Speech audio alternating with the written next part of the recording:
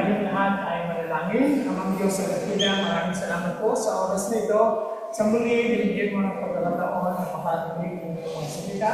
At ngayon, Panginoon, ay ihanda mo ang aming mga puso at isipan upang ma-absorb namin, Panginoon.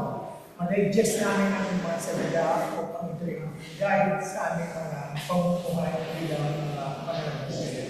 Lord, we thank you so much for it. All these things we ask and find the name of our Lord Jesus Christ, we pray. Amen. Ang sa umaga po ito, pamagat ng ating message na bigay ng Panginoon as it was in the days of Noah. Ano po sa Tagalog ito? Sino po ang makapag-interpret of the Noah's name? Basta si Noah? Yung mga panahon. Okay? O manahon. Ito po ang Tagalog niya. Katulad na nangyari ng mga araw ni Noe. Okay? Ito yung translation na ayon dito sa ating magbabasang reference.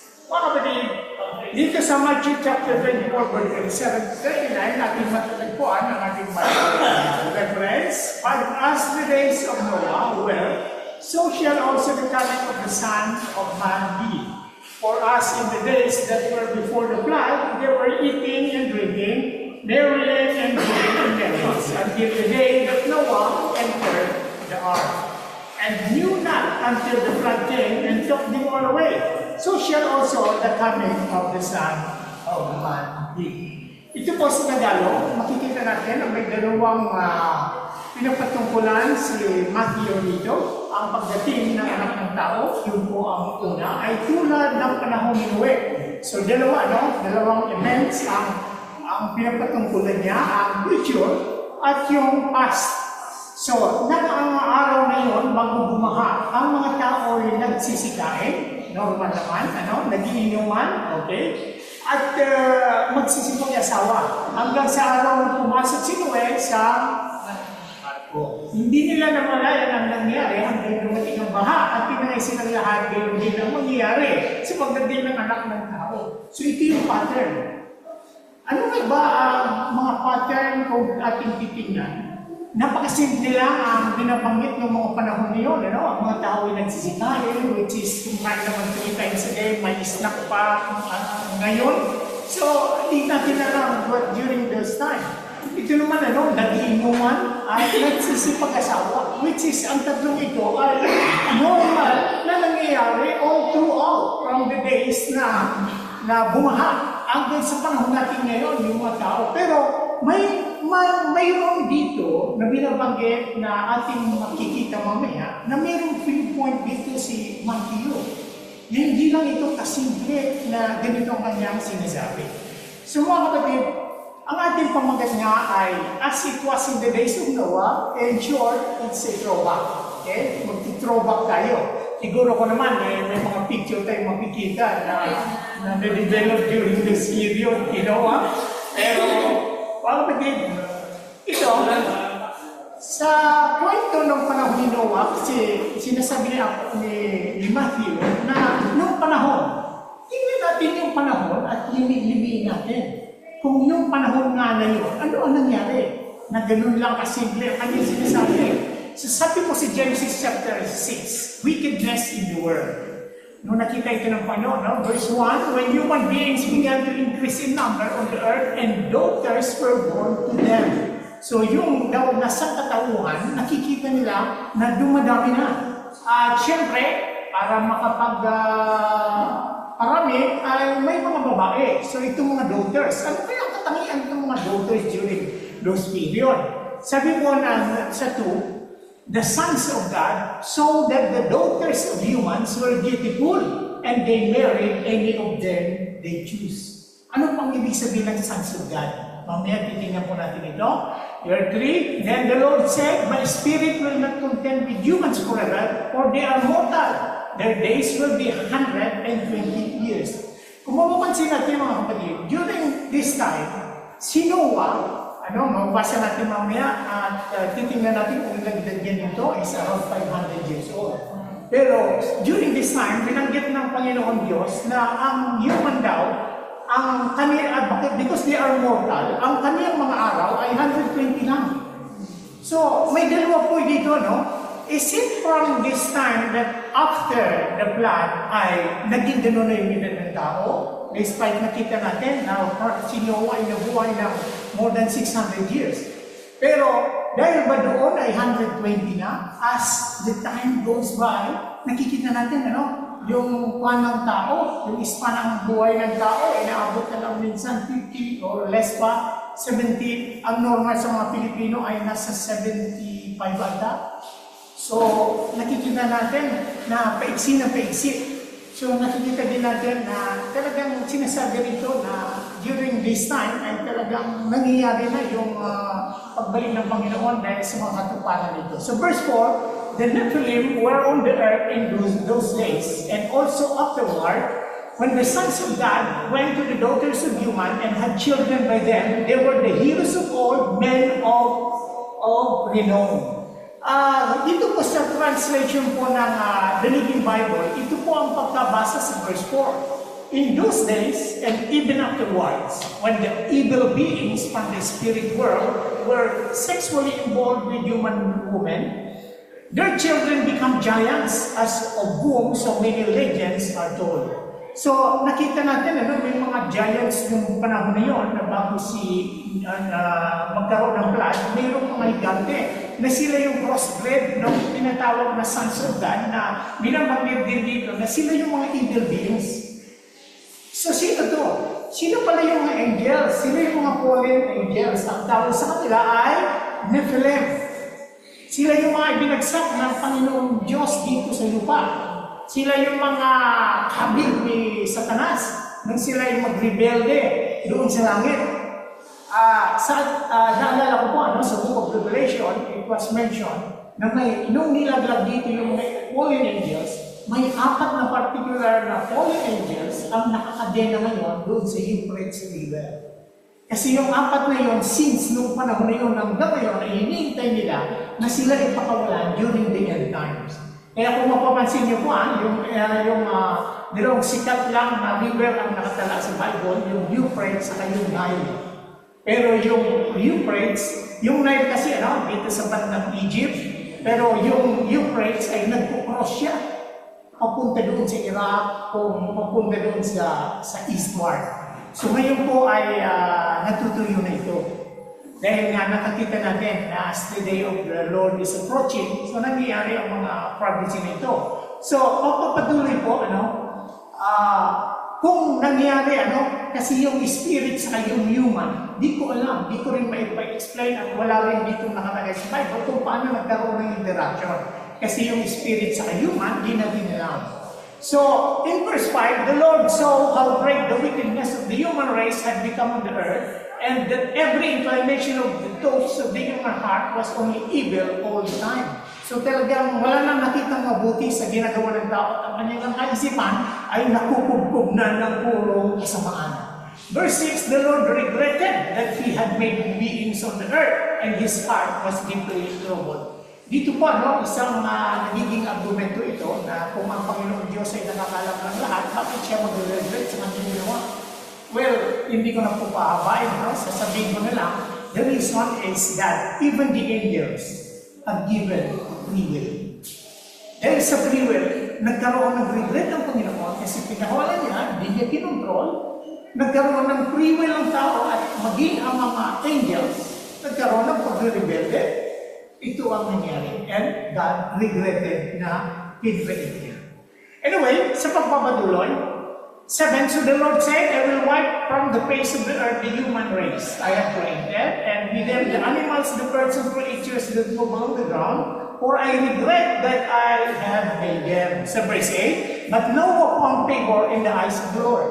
So mayroong palang natitira. Ano yun? Alam naman natin, Noah and his family. So, alam naman natin na simula pa yung kwento ng Noah's Ark, Verse 9, this is the account of Noah and his family. Noah was a righteous man, blameless among the people of his time, and he walked faithfully with God. Verse 10, Noah had 3 sons, Shem, Ham, and Japheth. Kaya ko po ito in-highlight kasi makikita natin na ang kanyang panganay niya ay si Shem. at sinundan ni Ham and Japheth, pero dito po, hindi pinanggit kung ilan ang kanilang edad. 11, now the earth was corrupt in God's eye and was full of violence. Well, God saw how corrupt the earth had become, for all the people on earth had corrupted their ways. So God said to Noah, I'm going to put an end to all people, for the earth is filled with violence because of them. I am surely going to destroy both them and the earth.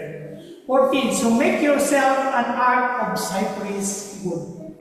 Make rooms in it, and coat it with pitch inside and out. But I will establish my covenant with you, and you will enter the ark, you and your sons and your wife, and the sons' wives with you. Noah did everything this God commanded him. Mga kapatid, dito sa 14, ark of cypress wood. Yung, kaya po pala matibay kasi cypress wood. Hindi po ito yung cypress na nakikita natin sa Pilipinas, na kung alam niyo, yung mga maliliit. Pero ito, cypress wood. Kung nakikita niyo po ang pera ng Lebanon, doon sa, hindi pera, ba pera guys, ito sa flag ng Lebanon. Okay? Yung flag ng Lebanon ay mayroon po siyang nakalagay doon na tree. Yung tree na parang Christmas tree, para siyang tree of life. Pero yun ay talagang napaka-tatayat, napakaganda daw, napakatibay sa lahat ng mga kahit. So, ito ay pinili ng Panginoon. Kung matatandaan din natin, during the time of this first temple, ay pinabuild ni Haring Solomon ang first temple, ay ang kanyang mga pinakuha ay cypress wood na nanggagaling ng Lebanon. So, ito po yun, kaya ganun kagagaling katibay yung mga wood nito. Sa ating po pagpapatuloy, sa Genesis chapter 5 verse 22, after Noah was 500 years old, he became the father of Shem, Ham, and Japheth. So, considering nga sabi ko kanina na panganay si Shem, si Noah, kung si Japheth man ay bunso, ang kanya ng edad ay 500 years old. And we don't expect na nung panahon na 500 ay hugulugod na, no? Kasi pinapagawa pa nga siya ng ark. So, ibig sabihin, kalakasan ni Noah. So, mga kapatid, si Genesis chapter 11 verse 10, this is the account of Shem's family line. So, kung mapapansin natin, 2 years after the flood, when Shem was 100 years old, he became the father of Arphaxad. So, ibig sabihin, after na makikita natin na si Shem ay less than 100 years old nang nangyari ang flood. Okay, mamaya pa, no? Sa Genesis 7, hindi po ang Noah was 600 years old when the flood waters came on the earth. So, ibig sabihin, from the time na inutusan si Noah na gawin ang ark in the year of 500, dumating ang flood ay 600 years old siya. So, mayroong pagawa ng ark mga ilang taon. Ibig sabihin, mga 90 or 100 years na ginawa ni Noah yung ark. Okay, so verse 7, and Noah and his sons and his wife and his sons' wives entered the ark to escape the waters of the flood. Mapapansin po natin sa verse 7 na ang pumasok doon sa ark, si Noah, ang kanyang asawa, ang kanyang tatlong anak, at ang kanyang tatlong manugang. So, ibig sabihin, at the age of 600 si Noah, wala pa rin siyang apo. So, nangyari na nagkaroon siya ng unang apo 2 years after the flood. So, kaya kung wala pa kayong mga apo, huwag kayong maibit. So, God's timing, you know? Okay, verse 12. And rain fell on the earth 40 days and 40 nights. On the very day, Noah and his son, Shem, Ham, and Japheth, together with his wife and the wives of his 3 sons, entered the ark. So, ibig sabihin, walang apo. So, ilan lang sila? 8. Walo silang pumasok sa ark. So, magpatuloy po, ito yung isang picture. Huwag niyo po kong tanungin kung bakit hindi color. Kasi during the time of Noah's Ark, siguro Kodak lang, walang Fuji color. So, ito po yung ating nakita na black and white. Okay, dito po, Genesis chapter 7, verse 12. Mga kapatid, and the rain fell on the earth 40 days and 40 nights. Ang pagkaalam ba natin? Di ba? Malinaw yun na yung nangyari yung flood ni Noah ay 40 days and 40 nights. Pero ang katanungan, bakit sa Mount Everest, meron siyang na-fossilize na doon itong fish na ito? Alam niyo ba kung anong klase ng fish na ito? Piranha. Hindi. Ang fish na ito ay tinatawag na Dobersol fish. Sa Pilipinas, sa palengke, makakabili ka pag sinabi mo ay tampal tea. Ito na sasabihin. Ito po yung kalahati. Sa amin po, siguro Dobersol kasi alam mo sa sapatos, meron tayong sol, ano, yung pinapasok. Yun, doon nakuha ang fish na ito. At kung makakikita kayo, kalahati lang ito. Yung mga tilapia buo, magkabila. Pero ito po, kalahati lang. Ang kanyang tiyan ay nasa left side, ang likod niya dito sa right, ang dalawa niyang mata nandito sa right. So kalahati na. Ang tawag sa amin ito ay palad. Ano? Kasi ganito palad. Malapad. Hindi pa na malapad, kundi ito yung top, ito yung bottom. Sa kalahati. Ang sabi namin noon, yung mga kwento ng bata kami, nung kumain daw ang Panginoon, may natira, dinuhay mo yung kalahati. Kaya kalahati lang yun. Ngayon, ang point ko po ay ganito. Ang point ko po ay ganito. Kung nagbaha ng 40 days and 40 nights, ito ay sa Mount Everest, the highest mountain in the world. Kung ito man ay nanggaling sa dagat, alam natin na yung Nepal, na location ng Mount Everest sa Himalaya, ay malayo siya sa dagat. Katabi na ay China, sa left side niya ay India, wala siyang dagat. Ang dagat niya ay nasa part siya ng kabila ng China at nandito din sa bandang India sa may south. So napakalayo ng dagat. Pero bakit sa Mount Everest ay meron nakuha na na-fossilize na ito ay tinatawag na Dobersol fish? Maaari bang ito ay lumangoy sa loob lang ng 40 days and 40 nights nakarating sa Mount Everest? Not possible. At ang isa pa mga kapatid, ang Dobersol fish, kadadagat ako, no? Nakatira ito sa putik. Nagbabaw niya sa putik. Hindi ito tulad ng tuna, na ang tuna hindi tumitigil sa paglangoy because of oxygen. Ang tuna ay mabilis. Isa sa pinakamabilis na langoy ng isda. Pero ito, yan lang siya, palipad-ipad na gano'n, mabagal. Pero bakit siya nakarating sa Mount Everest? In 40 days and 40 nights. Okay? Meron pong paliwanag na ating pong matutuklasan mamaya. Pangalawa, meron pong nakita na naging fossilized din po ng mga seashells sa top ng Mount Everest. In 40 days, in 40 nights, ano nangyari? Ba't nakarating sila ron? Okay? Isa pong tanong na mga na minsan isipin natin, totoo ba ang sinasabi ng Bible? Okay, pero dito po yung matutuklasan natin, mga kapatid. Sa ating pagpatuloy sa Genesis chapter 7, verse 12 and 24, ang sinasabi, and the rain fell on the earth 40 days and 40 nights. The water flooded the earth for 150 days. Ayun! Ang nangyari pala, yung pag-ulan lang ay 40 days and 40 nights. After that, ay tumigil na. At yung baha, doon na nagsimula na ang buong mundo ay nabaha siya sa loob na 150 days. Okay, another calculation. 40 plus 150 days is equal to 190 days. Equivalent to 6.33 months. Yung pala yun, ng buong nabaha, simula ng umulan at bumaha, ay 6 months and 0.33 months. So hindi pala yun yung akala natin ng 40 days and 40 nights. Okay? Maliban po dyan, ay ito pa ang sinasabi ng amount. Genesis chapter 8 verse 3 to 5, the waters receded steadily from the earth. At the end of the 150 days, the water had gone down. Sabihin, nagsimula na siya bumaba.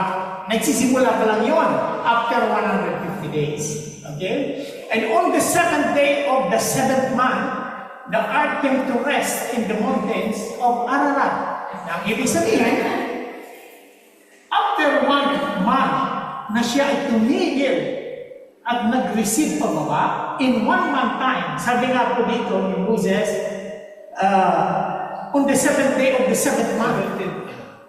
The ark came to rest on the mountains of Ararat. Okay, yung mountains of Ararat po ay andun yun sa Turkey. Bakit mountains? Kasi yung Mount Ararat ay maraming composition ng mga mountains. Not particularly doon siya sa Mount Ararat, kundi isa sa mga mountain doon sa Ararat. Na doon nag-landing according to the account in Genesis. Verse 5, the waters continued to recede the 10th month, and on the first day of the 10th month, the tops of the mountain become visible. So nakita natin, after 10 months nang siya ay bumaha, tumigil ang pagbuhos ng ulan, baha, and 10 months time, nakita na yung tuktok na Mountain Ararat particularly. Pero hindi pa siya nagtatapos ng baha. Okay? Tingnan po natin ulit dito sa Genesis chapter 8 verse 14 sa pagpapatuloy. After 40 days, Noah opened a window he had made in the ark and sent out a raven, and it kept flying back and forth until the water had dried up from the end. So, ibig sabihin, the earth. Ibig sabihin, yung uwak na pinakawalan niya, hindi siya bumalik. Kundi nag-grow lang siya ng ulo. Instead, inutusan niya ang kalapati. He sent the dove to see if the water had receded from the surface of the ground. But the dove could find nowhere to perch because there was water over all the surface of the earth. So it returned to Noah in the ark. He reached out his hand and took the dove and brought it back to himself in the ark. Then he waited 7 more days and again sent out the dove from the ark. Again, 11, when the dove returned to him in the evening, its beak was a freshly plucked olive left that no one knew that the water had receded from it. So again, in 12, he waited 7 more days and sent the dove again. But this time, it did not return to him. Kung isa lang ang dove na yun, hindi ko alam kung saan na siya nakakuha ng kanyang asawa at dumami. Parang si Cain, Okay. Ngayon, mga kapatid. 13, by the first day of the first month of Noah's 601st year. Yun na. Ano nangyari? The water had dried up from the earth. Noah then removed the covering from the ark and saw that the surface of the ground was dry.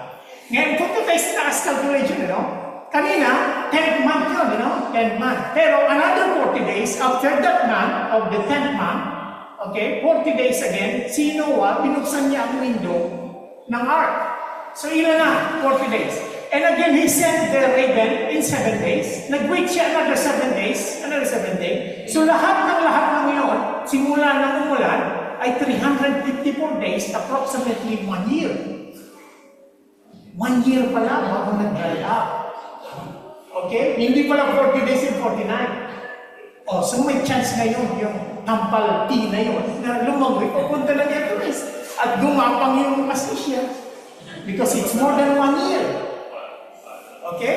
Alright. Kung titingnan po natin mga kapatid, ating pagpapatuloy. Noah's age is 601 and 2 months when the flood, nagkulang to when siguro inanod nung baha.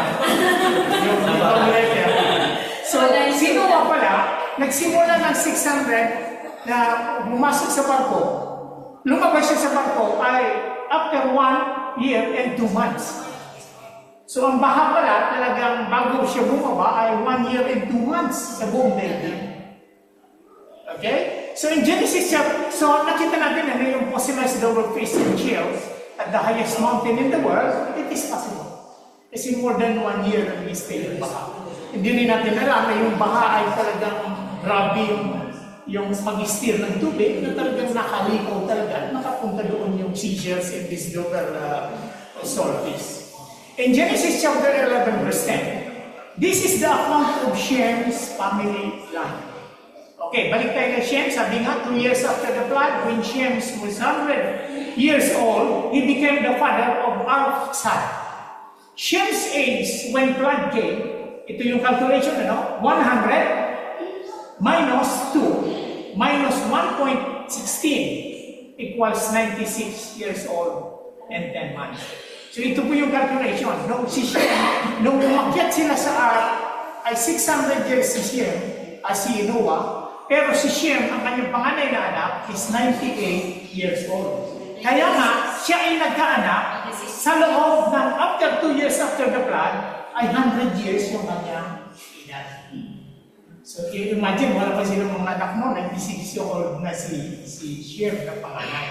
So, Noah's age is 603 years old and 2 months become a grandfather of Arphaxad. Okay? So, 603 si Noah and 2 months bago niya nakita yung kanyang unang apo.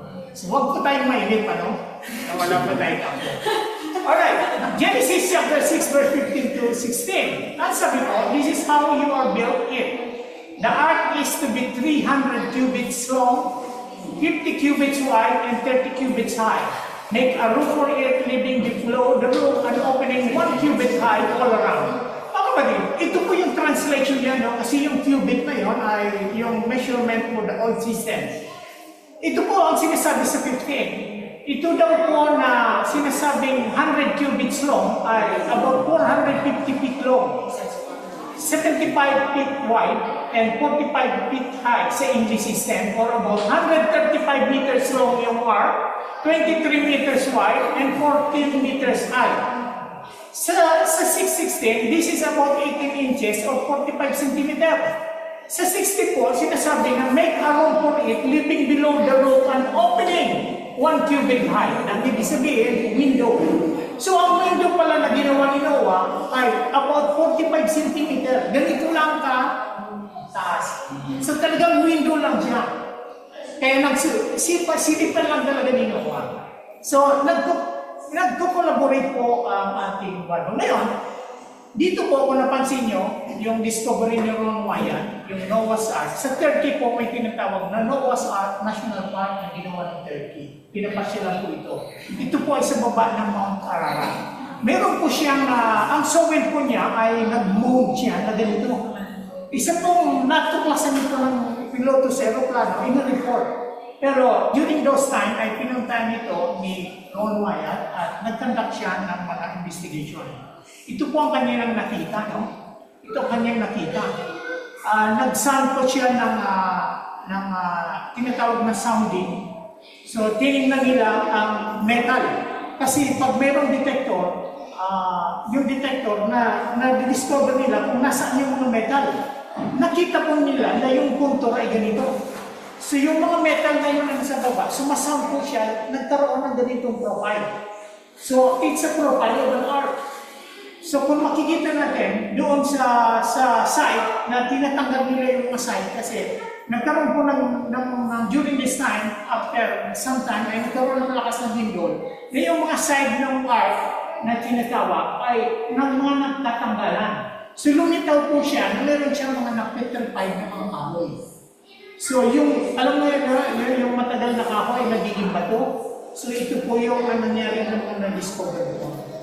So, it is Noah's possible duration of the construction of the ark, sabi nga approximately 90 years. Ngayon, ganito po, 90 years of evangelizing the people, giving more years a chance to repent. Kung between 90 to 100 years, ginawa ni Noah ang ark sa mundo, visible po ito, no? Kasi nagpuputol siya ng kahoy, tapos nilalagay doon, malaki po ito na nakikita sa mundo. Kung napapansin niyo po, may movie ni Noah na pinagtatawanan siya, na sinasabi ng balim, sinuwat na kanyang mga kamag-anak. Ito po ang lumalabas. Nakikita ng tao for 90 years, pinagtatawanan sila. At it is a term, ito ay isang pagpapahayag ng pag-evangelize nila na nagtatawanan sila kasi wala naman daw baha, bakit sa bundok, gumagawa ng barko, hindi sa dagat.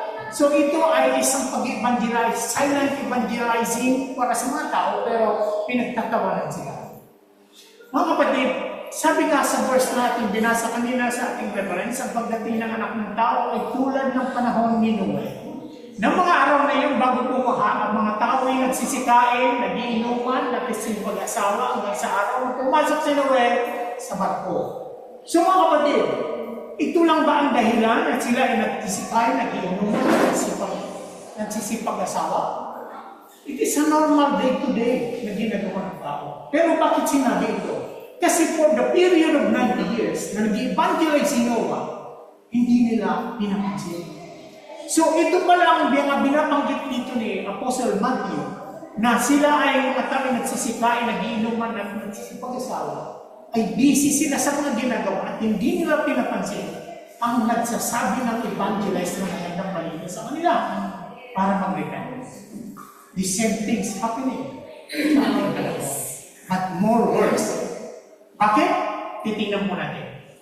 39, hindi nila namalayan ang nangyayari hanggang sa dumating ang baha at tinangay silang lahat, gayon din ang mangyayari sa pagdating ng anak ng tao. Mga kapatid, pareho ang mangyayari. It's a big warning ni Matthew sa bawat isa sa atin sa panahon natin na ang nangyari ng panahon ninyo ay mangyayari sa pagdating ng anak ng tao. Ano ang mangyayari? Na sila ay hindi nila namamalayan ang nangyayari. Nang ibig sabihin, napakatagal naman na sinasabi ng pagdating ng Panginoon. So, hindi nila namalayan ang nangyayari na may nangyayari na pala na yun na yung mga katuparan ng sinasabi na binabaliwala nila. Okay, mga kapatid, sa pagpapatuloy, ito po, in Genesis chapter 8, then Noah built an altar to the Lord, and taking some of the clean animals and clean birds, he sacrificed burnt offering on it. The Lord smelled the pleasing aroma and said in his heart, never again I will curse the ground because of humans. Even though every inclination of the human heart is evil from childhood, and never again will I destroy all living creature as I have done. Tingnan natin, malinaw na sinasabi ng Panginoon na yung human heart is evil even from the childhood. Kaya kailangan talaga na yung mga bata sa paglaki ay may direct sila sa salita ng Panginoon. Kasi it's very clear na evil talk na ang nasa mga bata. Lalo na nakikita sa kanilang mga magulang o nakakatanda. Ngayon, ganito po yun, ito ay rainbow. Ito po rainbow, Genesis 9:16. Whenever the rainbow appears in the cloud, sabi ng Panginoon, I will see it and remember the everlasting covenant between God and all living creatures of every kind on the earth. Yung pala, everlasting covenant pala ang rainbow. Pag may rainbow, nagpapaalala na ang Panginoon ay hindi na muli aalisin ang tao sa pamagitan ng baha. Yun ang kanyang pangako. Pero ano ang nangyari? Worse, sabi ko, itong rainbow ay it is a pride symbol.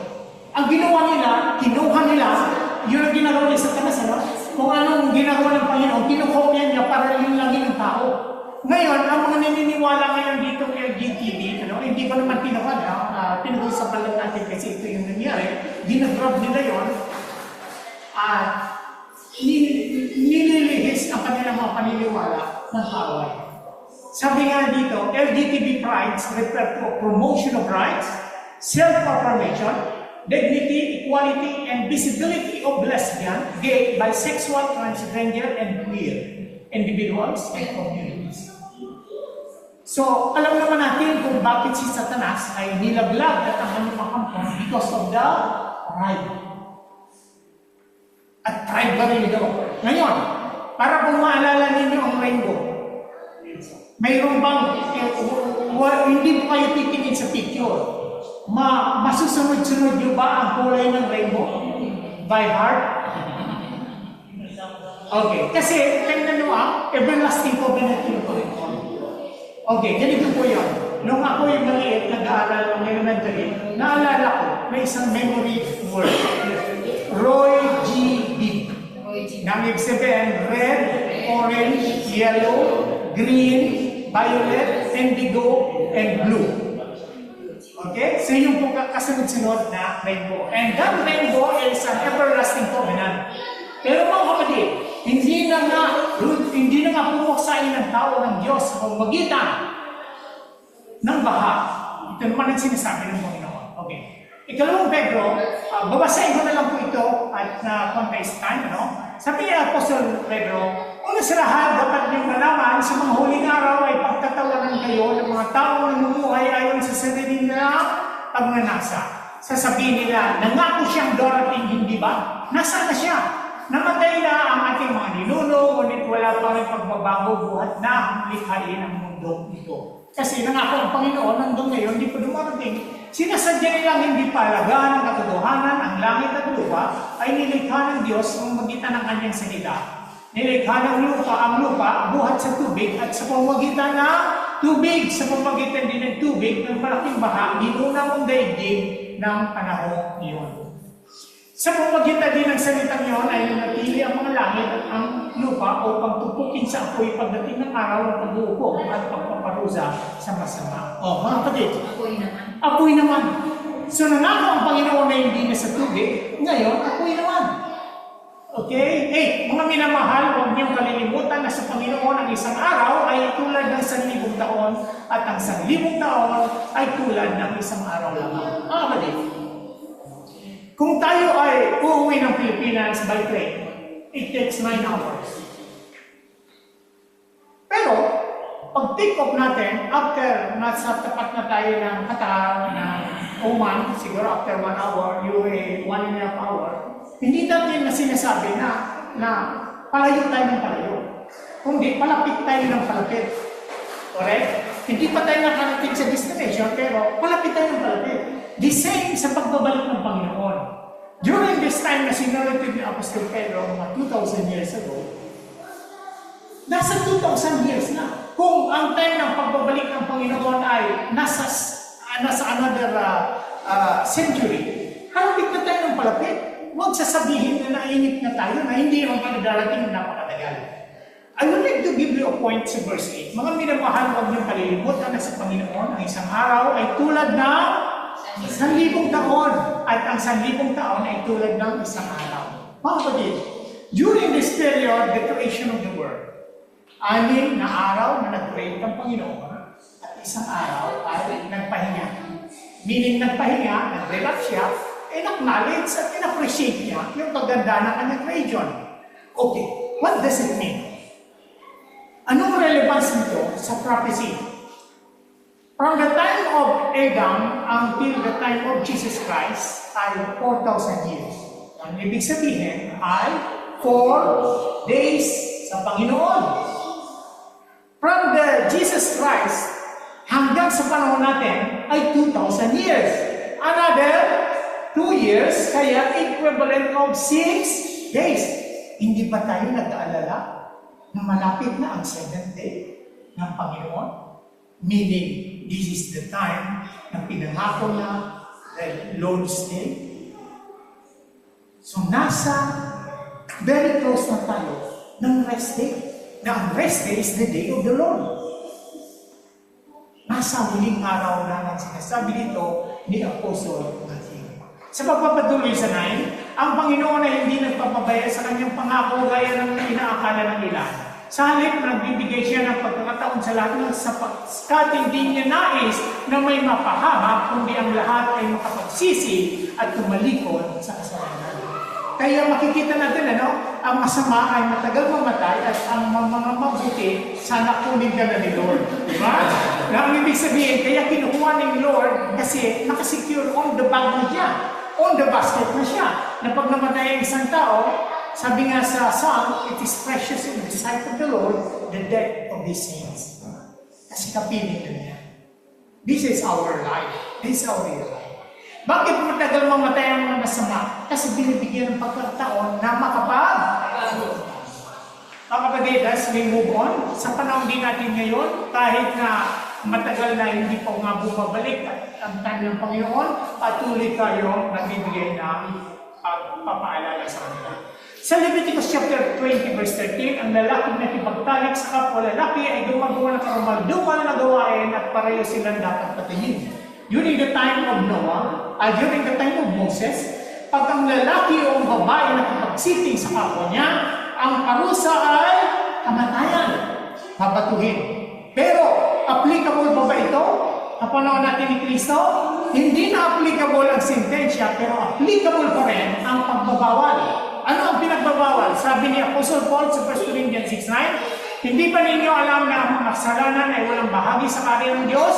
Huwag niyong dayain ang iyong sarili, ang mga makiapid, sumasamba sa Diyos-Diyosan, nangangulo niya, nakikipagtalik sa kapwa lalaki o kapwa babae. So, it's still there. Hindi nga lang agyat na babatuhin, kundi at the end. 2 Timothy 3 verse 1 to 3, ang mga huling araw, dapat mong malaman na sa mga huling araw ay darating ang panahon ng paguluhan. Sapagkat ang mga tao ay magiging maibigin sa sarili, maibigin sa salapi, palalo, mapagmataas, mapagsamantala, suwal sa magulang, walang utang na loob at karapastangan sa Diyos. Mas worse po ngayon kaysa sa panahon ni Noe. Kasi 3 bagay lang ang kanyang binanggit during those times. Pero ngayon, napakarami na. Dahil sa internet, nakikita natin ang mga bata kung hindi natin nakukontrol. Sumasagot at mga suway natin. Kaya napakalaga sa ating mga mananampalataya na at the early age, kung natinayaan na yung mga bata ay gumawa dahil sa influensya na nakikita sa internet. Mga kapatid, mga Hebreo, huwag natin kaligtaan ang pagdadalo sa ating mga pagtitipon gaya na nakasanayan ng iba. Sa halip palakasin natin ang loob ng isa't isa, lalo ngayon nakikita natin malapit ang araw. So ang pagganitong pagtitipon sa pag-aaral ng salita ng Diyos sa ating mga Bible studies, kinakailangan po natin itong biluhan sapagkat ito po ay nagpapalakas sa atin, nagpapaalala at nagbibigay sa atin ng pangangaral tungkol sa pagbabalik ng Panginoon. Sa 26, matapos natin malaman at tanggapin ang katotohanan, ito po mga kapatid, sadyain po natin magkasala, wala nang handog na maialay para sa ipagtawad ng ating mga kasalanan. Sapagkat ang Panginoon ang siyang huling handog, siya ay bugtong na anak, wala siyang kambal na muling ipako sa krus. Natapos na po yun.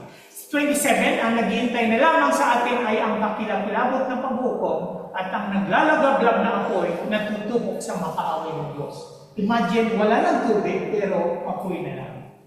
Okay? 28, ang napatunayan lumabag sa kautosan ni Moises batay sa pagtutuon ng 2 o 3 saksi ay wala awang kinapatay. Ito sa panahon ni Moses. Pero sa 29, gaano kabigat sa akala niyo ang parusang nararapat sa taong humanama sa anak ng Diyos, lumaspastangan sa dugong nagpatibay sa tipan at nagbabanal sa Kanya at lumait sa mapagpalang Espiritu? Ito po ang walang kapatawaran ng kasalanan, ang paglalait sa buong Espiritu at ang kaligtasan inuulit sa atin ng ating Panginoon Kristo. Kaya mas matindi ngayon kasi ito na yung last na ipinagkaloob ng Panginoon Ama ang kanyang bugtong na anak. Dito po ang conclusion. Sa muli, ang pagdating ng anak ng tao ay tulad ng panahon ni Noe. So, ngayon kinumpare po natin, nakita natin na mas worse pala yung nangyayari ngayon kaysa sa panahon ni Noe. Right? Sa conclusion, sa ating pong challenge, medyo ma-comfort madugo ito, sabi ni Prophet Isaiah. Ito po ay pinapatungkulan niya doon sa mga Israelita na matitigas ang ulo. Pero maaaring applicable din sa mga tao sa panahon na matigas din ang ulo. Sabi po niya, kawawa kayo mga baliktad ang isip. Okay? Bakit kayo niya sinabi? Ang sabi niya, ang mabuting gawa ay minamasama at minababuti naman iyong masama. Ang kaliwanag ay ginagawang kadilim, ang kadilim mga itinuturing na kaliwanagan. Sa lasang mapait, ang sabing matamis. Sa lasang matamis, ang sabing mapait. Ano po ibig sabihin? Sa panahon natin ngayon, ano yung mga bagay na inaalaw na kasi tanggap na ng lipunan? Okay? May mga bagay. Halimbawa, abortion. Minabawal ng Biblia, pero dahil doon sa tinatanggap ng lipunan, sinasabi na ito ay good. Ito ang sinasabi ni Prophet Isaiah ng mga baliktad ng isip. So may mga bagay na ginagawa ng mabuti na sinasabi ng sama. Sa Amerika, makikita natin sa YouTube, sa mga football games, binabawal nila ang manalangin, ang Christians. So isang bagay din ito na sinasabi ng Prophet Isaiah ng mga baliktad ng isip. So sa panahon natin ngayon, kung alam natin ito, is a challenge to every one of us na kailangan natin na talagang ipagsabi ang mga bagay na ito sapagkat nakikita natin na ang pagbalik ng anak ng tao ay malapit na. Sa mga susunod po, maaari kayo magtanong, bakit kaya anak ng tao at hindi anak ng Diyos? Okay? Napaka-makapangyarihan po pag sinabi na anak ng tao. Kasi nakita natin, even ang anak ng Diyos, even David is called the son of God. Even those fallen angels who are evils, they are called sons of God. Pero pag sinabi pong anak ng tao, pero siya ay nagpapagaling ng karamdaman, siya ay naghihimala, is more showing ng godliness ng ating Panginoon sa Kristo. Yun lang po mga kapatid, at tayo po ay manalangin sa pagtatapos. Maraming salamat sa Diyos sa pagtatapos ng mensahe, Panginoon, o Panginoon, ay aming ito'y natutunan namin sa aming isipan at sa aming puso, O Diyos. Maraming salamat sa mga kaunawaan nito, at tunay, Panginoon, nagpapakita ng aming mga pananampalataya sa iyo ng totoo ang iyong mga salita. Lord, we thank you so much, Father, ang Banal Spirit din na tupay sa amin all throughout. Ay patuloy namin ipagpasalamat. Lahat ng ito namin manalangin sa matamis na pangalan, yan yung buto na ng aming Panginoon Jesus.